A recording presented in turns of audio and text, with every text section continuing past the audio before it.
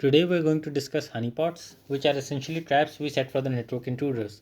Our discussion will cover four main areas: a brief introduction to what a honeypot is, why we use them, their mechanism and different classifications, a look at their pros and cons, and finally a conclusion on their role in network security.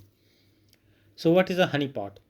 Simply put, a honeypot is a decoy computer system designed to attract and study cyber attackers. The key characteristics are it is a bait resource with no legitimate activity, meaning any interaction is inherently malicious. The primary goals are detection, diversion, and data collection. It's there to be attacked so we can learn. So, why go through all the troubles of setting up one? Honeypots provide significant value. Intelligence. They allow us to learn about tactics, techniques, and procedures, including potential zero-day exploits before they are widely known. Low false positives. Since the honeypot has no real business function, any activity on it is automatically suspicious and malicious, resulting in a very reliable alerts. Early warning systems. By catching an attacker, a honeypot can detect an intrusion early, well before it has chance to hit critical genuine assets. Mechanism and classification. How does the honeypot actually function? It follows a simple three-step process. Deception. The system is configured to mimic a vulnerable system. For example, it might look like an open file share or an outdated server. Isolation. The honeypot is always located in a controlled network segment, often called the honey wall.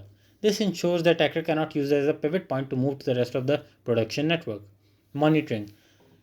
We log all the keystrokes, connection, and file access. The primary goal here is to trap the attacker for as long as possible to maximize the data capture. Classifications.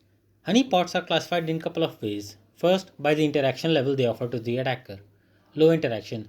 These simulate only few services or applications. They are easy to deploy and manage, carry a low risk, and are effective at catching automated attacks like bots.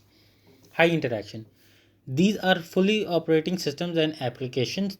They are more complex setup, carry a higher risk since they are full systems, but they are crucial for capturing deep forensic data on sophisticated human attackers.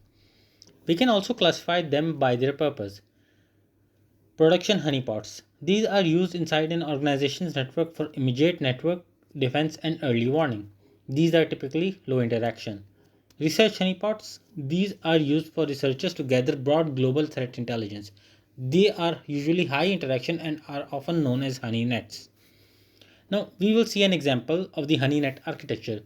The diagram shows an example of the honey net architecture. This involves a network of multiple high interaction honeypots. It is managed by a dedicated honey wall, which is a specialized router or sensor that prevents the attacker from escaping to the decoy network.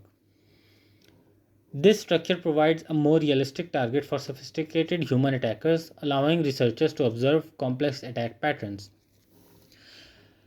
Now we move to the pros and cons. While honeypots are a powerful tool, they are not a silver bullet. They come with clear advantages and limitations. Now first we will look at the value add. Zero day detection is one of the most compelling advantages. They also provide reliable alerts with minimal false positive. They capture deep attacker insight, giving a window into adversary's playbook. They offer deflection, diverting attacker from the real targets.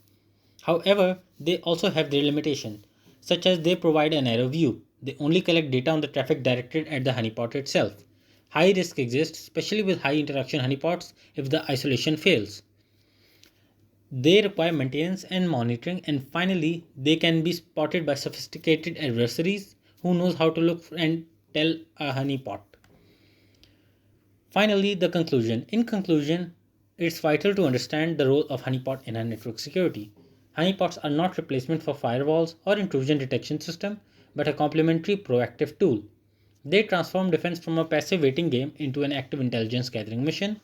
The future trend is deception technology, which involves scaling the honeypot concept across the entire network to create a fully deceptive environment for the attackers.